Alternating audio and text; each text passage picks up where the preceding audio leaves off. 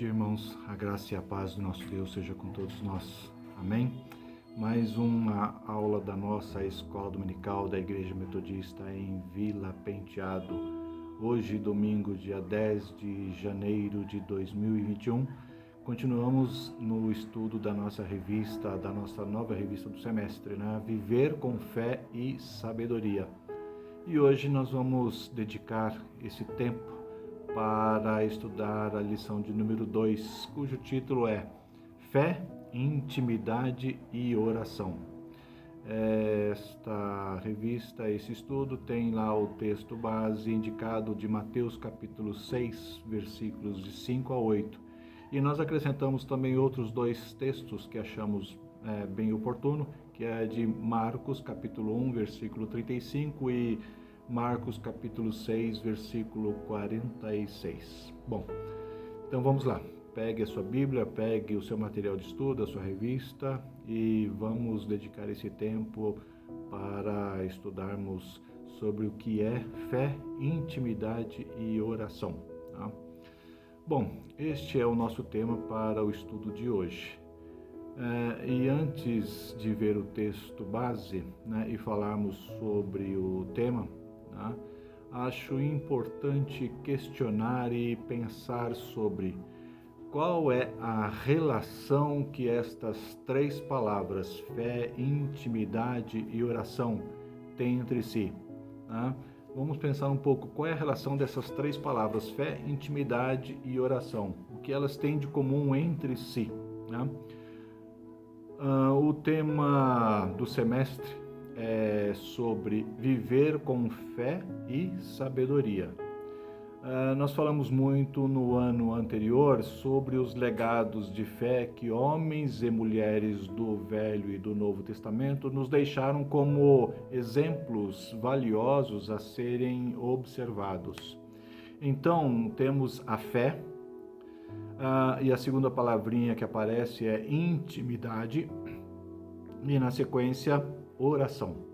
Temos aqui três palavrinhas que nos chamam a atenção para algo muito importante que nós devemos considerar em nossa vida, que é sobre relacionamento.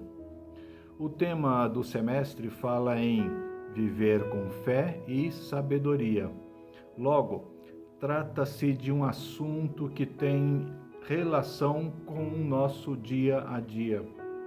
Falar em viver relaciona-se, de certo modo, como nós planejamos nossas ações e como administramos as circunstâncias.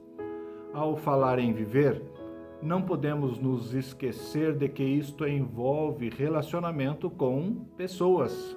Logo, viver e relacionar-se são questões que fazem parte da nossa vida. Portanto, podemos dizer que estas três palavrinhas do título do estudo de hoje, fé, intimidade e oração, representam atitudes e objetivos que nós devemos considerar na busca por uma vida mais santa, mais perfeita e mais agradável para o Senhor. Isto pode ser traduzido como sendo uma forma de oferecer a nossa vida e os nossos dons para o Senhor, como sendo perfume agradável, e crescermos também em capacitação para que Deus nos use com mais ousadia na missão que Ele nos confiou. Ao falar em fé, estamos manifestando a confiança e a certeza nas promessas do Senhor, em um plano que vai além do nosso conhecimento. Temos fé nas suas promessas e cremos na sua palavra. Ainda que não vejamos o amanhã, sabemos que Ele prometeu, e quem prometeu é fiel para cumprir. Logo, andar em fé é depositar nas mãos do Senhor o nosso amanhã. Ao falar em intimidade, vem à nossa mente instantaneamente a questão de relacionamento. Aqui nós tratamos de forma específica o relacionar-se com Deus. Buscar intimidade com o Senhor é conhecê-lo mais, é saber mais do que é profundo e não ficar só no plano superficial. Quando você tem intimidade com alguém, significa que o relacionamento é mais sólido e um dos benefícios que isto representa é o aumento no seu grau de confiança com aquele que você se relaciona. Então, nós podemos dizer que para aumentar nossa fé e nossa confiança nas promessas do Senhor, precisamos aprofundar o nosso relacionamento com o Pai.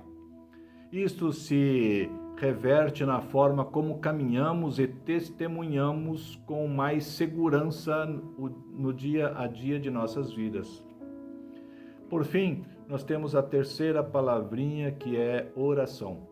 Sabemos que é o meio pelo qual manifestamos os anseios do nosso coração e da nossa alma para com o Senhor. Pela oração, aprendemos a nos entregar e buscar respostas e soluções para questões que nos sentimos frágeis e, portanto, se levamos ao Pai nossos problemas, é porque sabemos que Ele pode resolver. Na oração, nós desenvolvemos nosso relacionamento e expressamos o quanto estamos firmados na fé.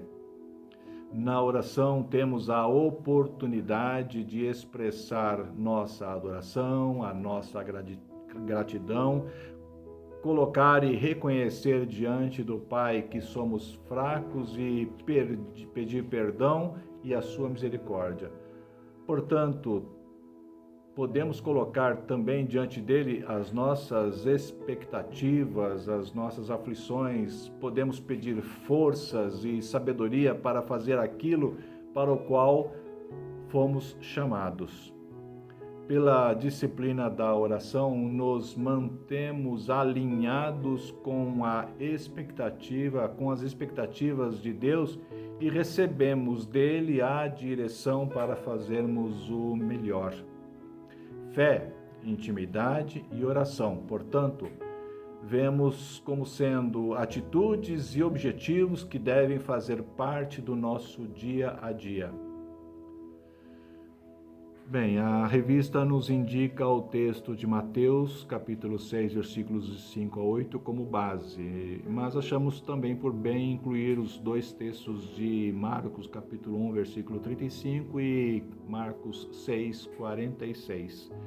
O primeiro texto diz: E quando orares, não sejas como os hipócritas, pois se comprazem em orar em pé nas sinagogas e às esquinas das ruas, para serem vistos pelos homens.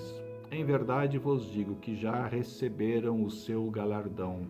Mas tu, quando orares, entra no teu aposento e, fechando a tua porta, ora a teu Pai que vê o que está oculto, e teu Pai que vê o que está oculto te recompensará.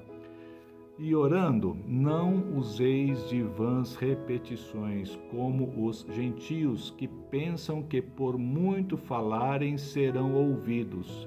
Não vos assemelheis, pois, a eles, porque vosso Pai sabe o que é necessário antes de vós lhe o pedirdes. Isto em Mateus 6, de 5 a 8. E o texto de Marcos 1,35 diz: E levantando-se de manhã muito cedo, Jesus, estando ainda escuro, saiu e foi para um lugar deserto e ali orava. E o texto de Marcos 6,46: E tendo-os despedido, Jesus foi ao monte para orar.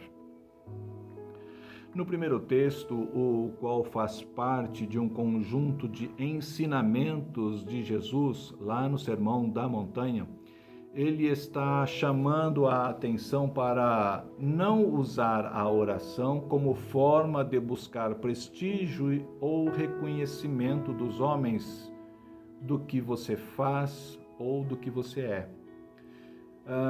Jesus ensina que o Pai conhece suas palavras e pensamentos mesmo antes que elas venham à sua memória e à sua boca. Logo, ele conhece e sabe do que você precisa. Jesus está ensinando que orar é uma atitude de rendição e você compartilha com ele as suas expectativas e busca conhecer melhor quais são os pensamentos do Senhor. Jesus ensina que orar em um aposento é uma forma de se desprender das preocupações que nos cercam e nos ajuda a manter nosso foco bem atento às palavras do Senhor e naquilo que precisamos falar com Ele. Jesus nos ensina que vãs repetições ou o falar demais e de forma automática não significa uma conversa lúcida ou atitude inteligente, pois não traz nenhum entendimento ou esclarecimento. Nos dois textos de Marcos está muito claro que Jesus tinha o hábito de se retirar para ficar a sós e orar, ou seja, falar com o Pai. Jesus sabia que precisava buscar forças como homem para enfrentar as circunstâncias adversas que o inimigo vinha lhe propor. Lembramos de quando Jesus, ao iniciar seu ministério, buscou um tempo de jejum e oração lá no deserto. Isto foi fundamental para resistir à tentação de Satanás. Há outras circunstâncias que Jesus enfrentou e a oração foi o refúgio que ele buscou previamente para resistir às dificuldades. Lembramos que antes de enfrentar o momento do Gólgota, né? Ele esteve no Getsemane, orando com muita angústia. Há ainda outros momentos que o próprio Jesus viveu, onde a oração era o meio pelo qual buscava forças para enfrentar. Ora, se Jesus sabia que a oração era uma forma poderosa de buscar e manter o alinhamento das suas expectativas com as expectativas de Deus, e isto fortalecia a sua fé e a sua intimidade com o Pai, quanto mais nós então, né? Jesus nos ensinou na prática a viver com fé e sabedoria.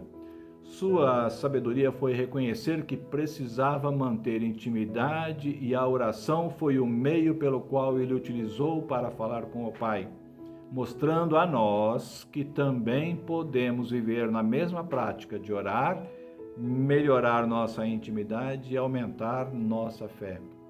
Uma forma de explicar a necessidade de investir tempo na oração em particular.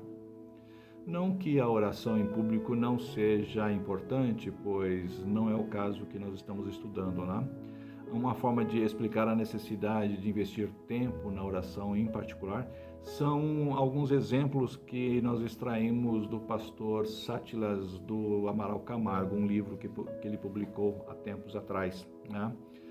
Ele diz que a parte mais importante das diversas operações humanas nos vários setores de atividade, com objetivos de alcançar sucesso, né? Ou seja, quando você faz um planejamento visando alcançar algum sucesso, algumas partes dessas operações, desse planejamento, elas não são feitas de forma pública, mas ela é planejada em lugar mais reservado ou mais secreto. Vamos ver alguns exemplos que ele cita, por exemplo, exércitos que pretendem ir à batalha, eles planejam, né, fazem a preparação, o treinamento, as táticas de guerra de forma mais secreta, né? Eles não fazem isso de forma pública, né? Vemos isso de forma mais, né, atual no nosso meio, os times de futebol, as equipes de futebol que procuram armar-se para o jogo importante, de forma isolada, de forma sem dar chances e conhecimento das suas estratégias para a equipe oponente, né? As questões jurídicas levadas a julgamento no tribunal são estudadas e estruturadas por muito tempo nos escritórios e dedicando-se, né, muito tempo para esmiuçar todos os pontos fortes e fracos a serem enfrentados em público no tribunal. mas a maior parte das estratégias são feitas lá no esconderijo, no escritório, atrás de uma mesa, por longo tempo, né? Os exames e provas que os estudantes enfrentam sob forte vigilância, né? Provas de faculdade, provas de Enem, provas de vestibular, etc., né? São pressionados para alcançarem resultados positivos, né? Então, esse momento da prova, ele é precedido por muito tempo dedicado aos estudos, treinamentos, preparação, e que são feitos muitas vezes em noites sem dormir. Quando se tem um objetivo muito importante a conquistar, é dedicado uma atenção especial e o foco intenso durante a preparação para que no momento certo você esteja devidamente preparado para passar pelo momento crucial. Jesus também viveu esta expectativa do que estava por vir, passar pela cruz. Jesus se preparou, Jesus orou e fez isso com muita intensidade. Ele sabia que era necessário. Então nós temos aqui evidências mais do que claras sobre a importância da oração. Ela nos leva a alcançar a preparação devida, nos leva a ter mais intimidade e fortalece a nossa fé. Amém? Que Deus possa te abençoar e te dar direção sobre a sua vida, nas questões, né, de planejar, né, os seus momentos de devocional, os seus momentos de oração, os seus momentos para melhorar a intimidade com o Senhor. Amém? Vamos orar? Santo e eterno Deus, nós engrandecemos o teu nome, pois só tu és o único e eterno Deus que tem todo o poder e a majestade no universo.